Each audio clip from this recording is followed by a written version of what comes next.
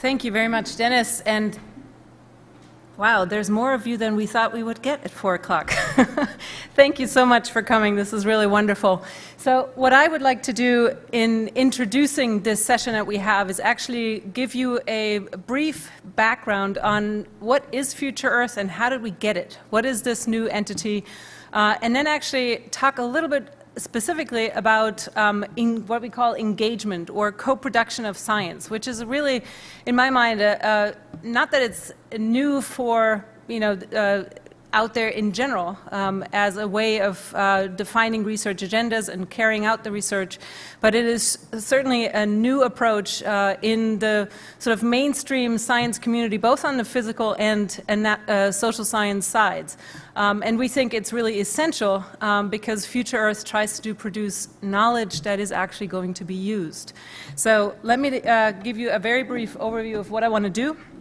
After giving you this bit of history, I want to lay out what is broadly the research agenda that has been defined over the last year or two in Future Earth, and what do we mean by this term engagement or co-production, which you will hear in subsequent talks as well. So let me start with that history. Many of you will have been affiliated in one way or another, or at least have heard of the World Climate Research Program, Diversitas, IGBP, IHDP. Those were the big research programs, multidisciplinary, interdisciplinary research programs that focused on different pieces of the Earth system, if you will, including the human dimensions. They existed over the last 30 years or so, with WCRP being the oldest one. And early in the 21st century, they decided it doesn't make sense for us to all play in different sandboxes. We ought to get together, and they formed something called the Earth Science Partnership, which you see in that little bubble there toward the right-hand side of the slide. And they had a research agenda. There were various projects and connected, if you will, efforts that try to build that connective tissue between the sciences, but still it didn't quite hit the spot, and certainly it didn't inform in any substantial way or groundbreaking way the policy arena. And so, interestingly enough, that became something that both the researchers felt was a problem and the funders. And so what happened, and I'll just paint this picture here relatively quickly, is that a program review began in the latter part of the first decade of the 21st century, which led to basically a realization we need science that makes an impact in the world of practice more quickly. So ICSU, the International Science Union, and the International Social Science Council, which is its social science partner, got together and said, let's vision what that would look like. How could we achieve that?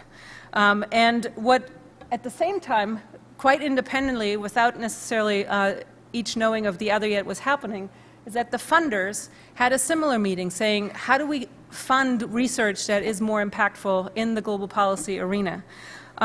They learned of each other eventually, and then decided to get together. The funders got together in a place called Belmont, Maryland, and that's, ever since then, they're called the Belmont Forum. And so they got together, the scientists and the funders, to decide, what are we going to do? And they formed something called the Global Alliance for Science and Technology. Science and Technology Alliance for Global Sustainability, which then began a joint visioning process, if you will, for this thing that should become Future Earth. And in fact, that was born in 2012 as a new research platform into which the old programs would all be, if you will, subsumed. They would all come together in that platform, and in addition to that, new things and a new way of doing business would be invented. So this, just to give you a sense of who are the funders, these are the folks who are playing. They are essentially funders. They're United Nations level international policymaking folks, and they're the representation at the highest sort of international level of the scientific disciplines, both in the social and physical sciences, that came together to form this alliance. And in fact, this alliance is now the top governing council. I'll come back to the governance later, but this is the top governing entity for the entire enterprise called Future Earth. So this is basically what came out of it, a global platform for international research on global environmental change and sustainability challenges. Now, that's just sort of the, if you will, the history and the grossest structure. What's underneath that? What you see here basically is the underlying science that makes up the substance of Future Earth. It is building on that experience of 20 years or more of existing global change projects and initiatives, but it also wants to go beyond that. Very quick word here on the governance. I already mentioned the Governing Council, which is the alliance. Beneath that, in terms of giving it strategic direction, is a science committee and an engagement committee. Some of us in both of those entities actually would like for that to go away as two separate entities. In fact, they are already de facto one in that we meet actually at the same time in the same place and talk together. So one has, though, more expertise on the science side, very diverse from really very balanced in social, natural, physical sciences. And the engagement committee has very interesting representation of business, government, NGOs from every continent there is, with a very heavy focus on the international scene. Because ultimately, while this as an entire entity, we want to inform highest level of policy at the international level with tentacles down to the very local level in the kind of research and the projects that are being done. And underneath that is, and Dennis just mentioned, he is part of the globally distributed secretariat. That's basically the entities that enable us to do the work. And enable all the researchers in the separate projects that feed into Future Earth to do their work.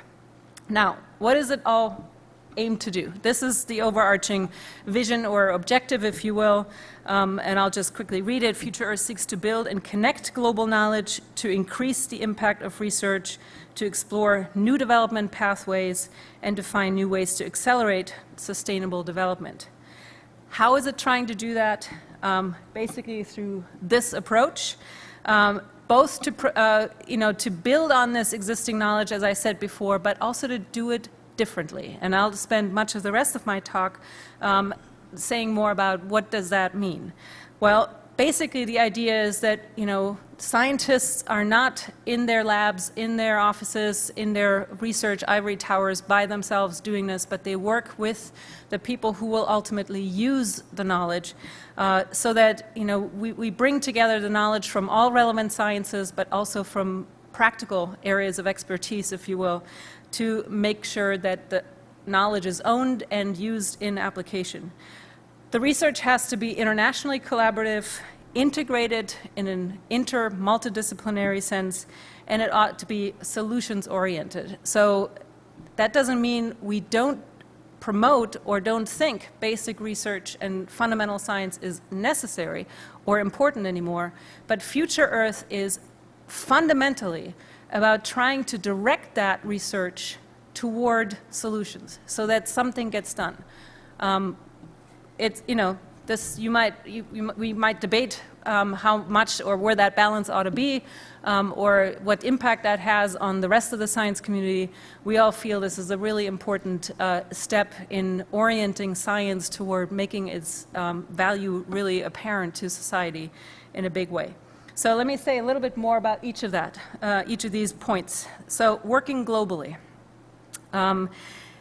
It's very important to think about this as, a research agenda that is built up from the beginning with people who come from different parts of the world and have very different ways of thinking about, even within, say, about ecosystems or about the oceans, very different ways of thinking about that.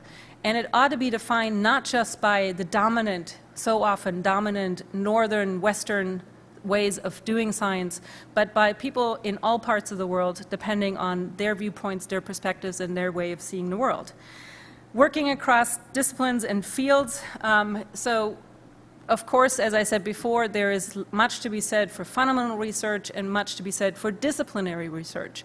But what Future Earth is trying to do is really broaden that and make sure that we make the linkages. In fact, the world is linked like that. Everything else is kind of a human artifact that we think of it in these silos. The real world is connected, and we already see when we ignore those linkages how we then get surprised by things happening slightly differently. So the emphasis here is on seeking out those connections and making those connections across the disciplines and working with the society in the way that I described in co-production, and I'll come back to that. Now, we've developed over the last year a vision document. I have it here on the side that basically lays out what we're aiming for, what products we want to produce, what approaches we want to use, and the capacity that needs to be built within the scientific community and beyond to actually pull it off. The challenges are 8 key challenges that we identified, and you will see if you followed the development of the Sustainability Development Goals right now, SDGs, there is a lot of resonance with those. We've just simply binned them a little bit more tightly. In terms of outputs, we want to deliver products and services that the partners that we work with in society actually want and can use and express a direct need for. We want to have achieved in 15 years or in 10 years from now approaches that are robust in working with societal stakeholders and can be reproduced. And we want to have made a significant difference, in particular in developing countries, to build a capacity to actually do this type of research. There are just simply not enough of us doing this kind of work, and it ought to be done more broadly. Here are the 8 sustainability challenges that I just talked about or mentioned, the challenges that our science should speak to. You might want to think about it in terms of if we don't address these particular challenges, we probably will, if you will, fail the grade of the Anthropocene. So the energy, food, water nexus, the synergies between them and trade-offs among them is a really big challenge. Decarbonizing society is a really big aspect. Of course, natural assets in terms of what we all depend on at the very bottom of our existence. A very strong emphasis on cities because that is where most of us actually live. Thinking very much about what does it mean despite the fact that most of us live in cities, how do we sustain sustainable rural futures where our food is produced and where still lots of people live in rather poor conditions. A big emphasis on human health. Consumption and production issues are obviously key drivers behind the degradation of the environment, and thinking very much about the equity challenges embedded in that. And then finally, to have a very strong focus on how to deal with extreme events, being resilient, and so on and so forth. So those are, if you will, the concrete sustainability, global change contexts in which we want to work. Around 3 particular themes. So there's, you can think about these sustainability challenges, and if you turn it into a matrix, there are 3 themes that cut across each and every one of these. One is to understand, and not just from a natural science perspective, from an integrated Earth system plus human system perspective, the dynamics of how are these things changing, what are the drivers, and so on and so forth. So that's the dynamic planet theme. Each one of them is deeply affected by economic development, and so what are the economic development pathways that allow us to both do that and to sustain our Earth system? And finally, cutting across that again is again, not just a social science theme, even though it sounds like it, but an integrated, interdisciplinary theme of transformations to sustainability. It's probably the one where we have done least work in the past. And certainly in the social sciences, we have not done we've done work on adaptation and on, adjustments and mitigation and whatnot, but the sort of deep, profound societal changes that are needed to get us from here to something more sustainable, that is a new focus and one that we see as urgently needed attention. Now, as I mentioned before, besides having a vision document, we actually had the engagement committee and science committee get together and go through an extensive process, which I will not lay out here, that involved a much broader consultation across the science community and engage sort of the societal stakeholder community to come up with a strategic research agenda just for the next few years. Where do we get started? And so around the three themes that I just mentioned, we grouped the many, many questions that we received through that input into, if you will, these 9 bins. The overarching blue headers here are, again, just a rubric of a set of questions underneath it. There are probably too many research questions even underneath that, and in fact, the funders have told us, could you please get a little bit more specific and just say, here are the 3 that we need to fund. In fact, right now we're in a process of maybe identifying what you might call flagship activities, something that's building on this broad consultation. What are some things we can pull off fairly quickly as new initiatives that could bring the kind of research forward and show the world what Future Earth is all about? What continues to go on, and I want to say that, is all that underlying work that has gone on for the past 30 years in the global change research programs. And they're, as I said, they're in a process of sort of administratively becoming affiliated with Future Earth. Their work is going on anyway. At the same time, we've already put out some calls for proposals for what we called fast-track initiatives that are essentially quick efforts to bring take any 2 of these bubbles that you saw in that diagram of the underlying projects, to bring them together and produce something that's novel and interesting around our key challenge areas that we laid out. So that's basically the research agenda. Now, how you carry out and how specifically you define any one project underneath that requires that we really rethink how do we make our knowledge more useful. And in fact, there have been calls for many years now for a more engaged science, if you will. Jane Lubchenco here, many of you will have seen this paper, gosh, almost 16 years ago, where she called for, there's basically a new social contract between science and society. What kind of science, or how would we carry out such science that actually serves society much more usefully? And before that, and on the other side of the world, these are similar calls from similar time frames where people called for a more engaged science. That also acknowledges that scientists are not the only ones who hold relevant knowledge. Now that's pretty radical. Most of us think we have the finger on the pulse of what's going on, but in fact, many people, not just, and please don't reduce this to sort of traditional ecological knowledge or whatever. Lots of people who work for 10, 20 years in a government office have deep knowledge of their research and have very intimate knowledge of what does and doesn't work, what the questions are that managers face. That's the kind of input that we need to say, okay, we actually can answer your question, you just haven't seen that paper or you haven't seen this report, whatever. And then there are some really interesting questions that can be asked from a manager's side that we couldn't answer if we tried, if we look through every bit of published research there is.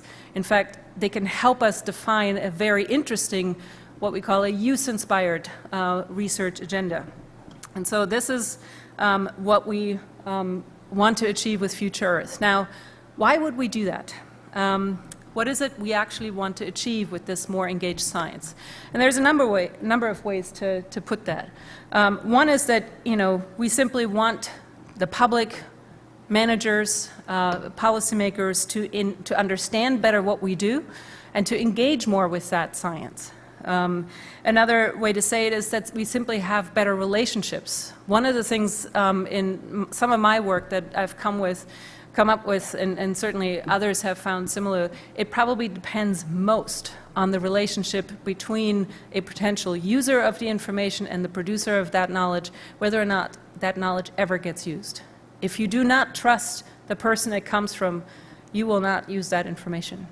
So in most instances, the sort of warm handshake that goes with delivering your science personally to someone, to have relationships that where you respond to a request someone made, is far more important than what you will ever say, what you find in that research. We obviously want our science to be more useful. So often what studies of decision-relevant science needs have shown is that, managers basically think, oh, that's interesting what you do there, but it has nothing to do with my daily work and what I need. And you just came out with it 2 days after we just made a decision. So it's not timely, it's not fit for scale, it's not actually addressing the questions and the needs that they have. So by working with people much more closely, we can actually make our science more useful.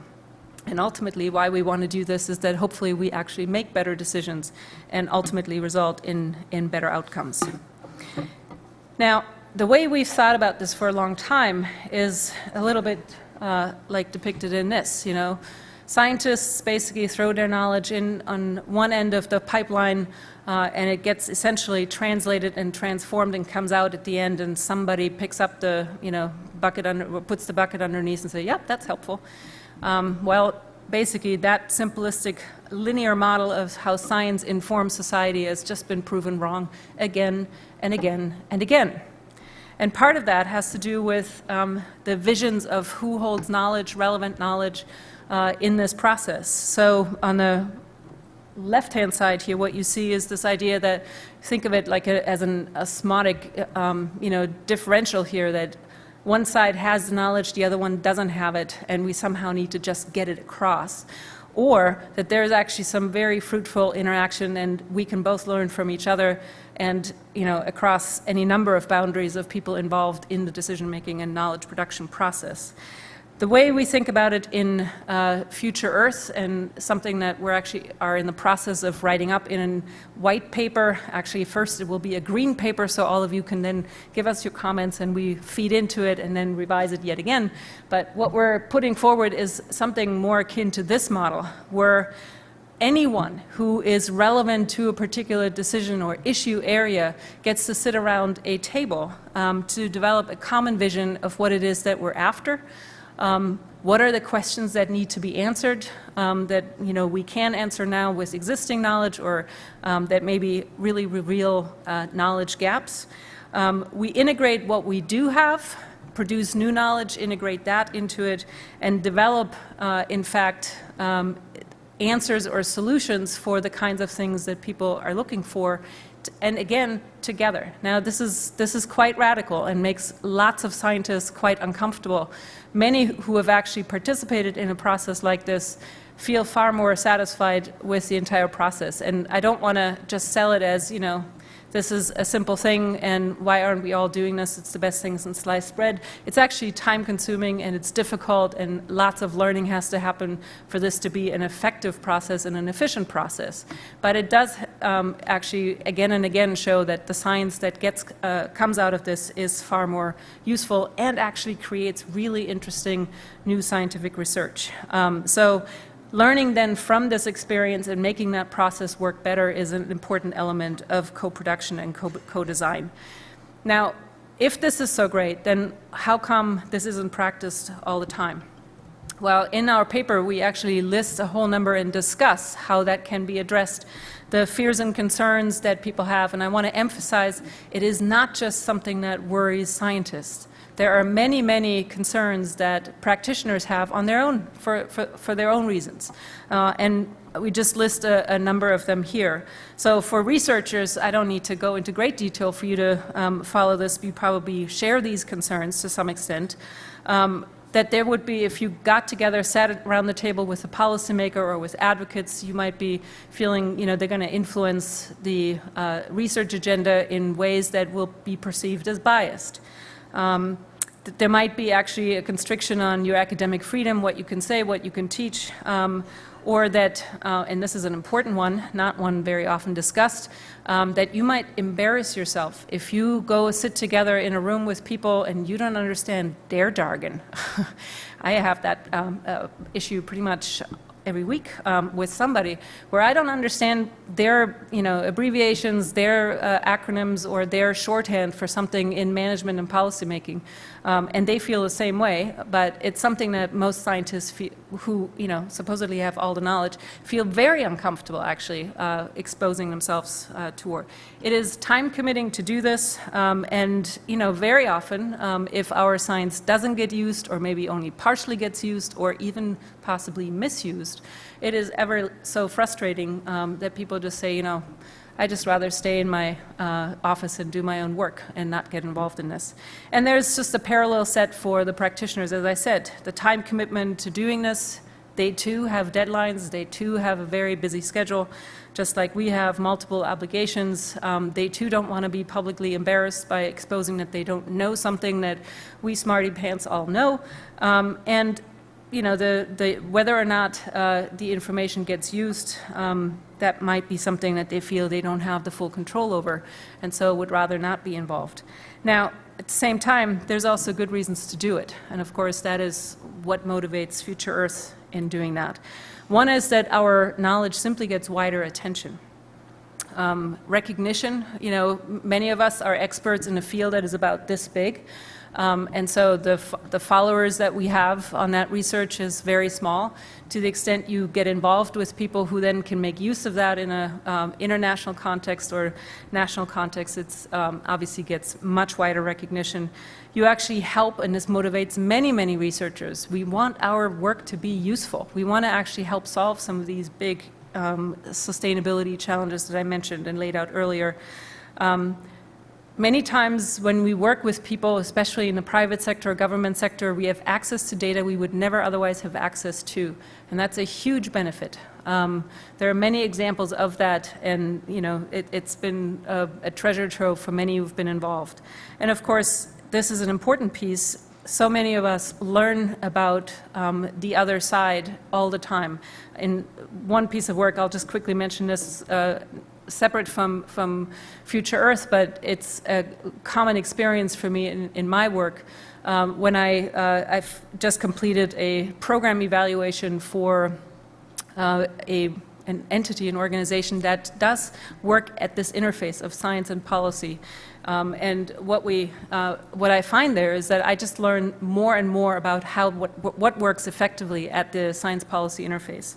So again, the same is true with another whole set of advantages for practitioners to be at the table, to learn from it, to have some practical use for the work. So this is the underlying rationale for why we do this.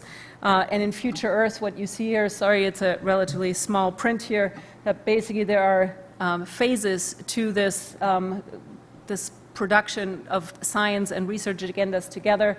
The co-design phase, where you really think about what are the relevant questions, the co-production of knowledge, that you actually are not just the researchers get to do the research, but often the practitioners are involved in this, and the users, and then this co-implementation at the far end in terms of rolling it out and bringing it to the people who can use it in solutions. So very quickly, a couple more slides here. The short, if you will, definition of this process of co-producing knowledge, co-designing and co-producing it is the collaborative process of bringing a plurality of knowledge systems or sources together and address a jointly defined problem to build an integrated or systems-oriented understanding of that problem and contribute to the solution of it. There are, as I mentioned in this sort of steps-by-step diagram, a number of phases to this, the joint problem framing, the integration of knowledge systems, and the collaborative learning from that experience. And it's really important that we not sidestep, and probably this will come out in the talks that follow me, some really important challenges that we need to address. And this is not something you can address once and for all for everyone, but to have to address within each one of the projects that uses that type of approach. One is when we say a plurality of stakeholders or knowledge holders, what does that really mean? What all gets included? What do we leave out? Who gets to decide those kinds of issues? Very often, and you probably all know this from having worked in any collaborative project, there are power dynamics going on, even between the physical scientists, the social scientists, within the physical sciences, much less when you have other people without maybe a PhD behind their names in the room. What is the right way of dealing with that? What makes most sense? How do you deal with power imbalances within that? What are the incentives to do that? You all know what gets you promoted. There are a similar set of things that get people in the practitioner world promoted, and they don't necessarily aim for making this happen. What are the arrangements? In what forms and formats is it most effective to work together? And how do we value and measure whether this was a benefit or not? So I hope that I've asked many or a lot of questions, and you all will answer the questions. Thank you. Will you answer questions? Are there any questions? Okay, I see a couple right up front. Yes. So one question I have is in working on sort of similar outlook to what you're trying to do, bring transdisciplinary, solution-oriented things to poor countries.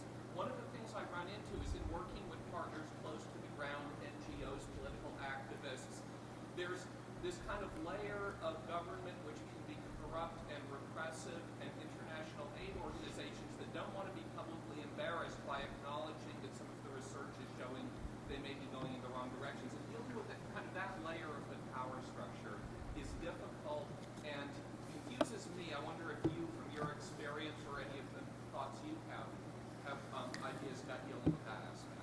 So I don't know if you all heard the question. I'll just very briefly try to sum it into something. So how do you deal with the fact that often you run into corruption, or you produce results that your clients, if you will, or the partners within that actually don't want to hear because it suggests that maybe they're doing the wrong thing? Very tricky question, and I have been in at least one situation where I've run into corruption. At the time, I was a very young researcher, and I ran as fast as I could, to be honest. So this is a challenging issue. I think there are probably a few safeguards, and no way to entirely avoid it, because that's the world, right? That's what we deal with. There are safeguards from sort of, the ethics standards and some of the legal protection we have at universities or in other instances in organizations, legal protection around protecting the rights of the people involved. And, the trickier the situation, the more important these legal frameworks of collaboration become. When you are friends with a bunch of people and have worked with them for 10 years and you have a well-established trust, it might be a lot simpler to deal with some of the tricky issues, but when that's not there, having formal arrangements is incredibly important. And I would say it might be that you start with something simple, and you actually, something that's relatively safe for all parties involved, to begin to build that trust, and not sort of go for the jugular of pointing out, you're all screwed. That may end your relationship right there if you start with that. But it's an important piece, and the more trust there is, I think the greater your space to also be critical. And maybe you can actually find ways for them to sort of save face and move in new directions in ways that actually are more useful.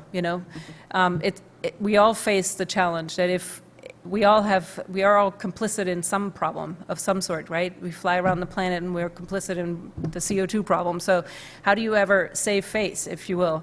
Well, you must create a space where people can come around, acknowledge that maybe what they've done in the past is not okay, but they're now making very, real efforts to change. So that's a vague answer, but I think it's probably in the abstract, the best I can say. There's another question there. Really quick. Larry. What sets us apart is the transdisciplinary. And so what's your strategy to engage actual stakeholders?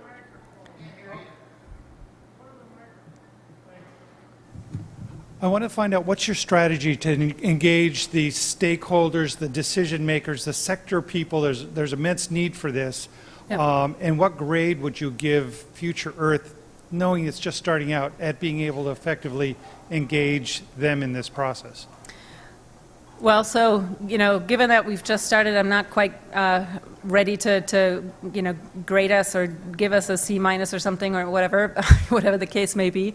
What I will say is that we're actually in the process of building a structure that, goes from the highest level, sort of at the international level, all the way down through the regional level. And some part of it, probably Dennis can speak to more effectively, is the administrative side of it, through having a global distributed secretariat with, very strong outreach tasks, but also regional hubs that fill in the blanks that we don't have currently as a global hub, if you will.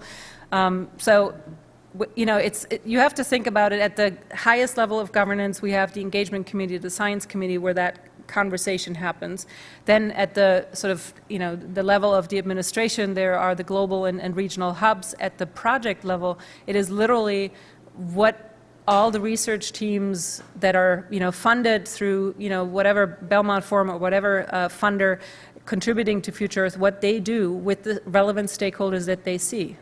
So there is, we don't direct and try to do a concerted effort for every one of these projects. It's the responsibility of the individual researchers to look to who are the relevant partners at the level of where they touch the ground, if you will.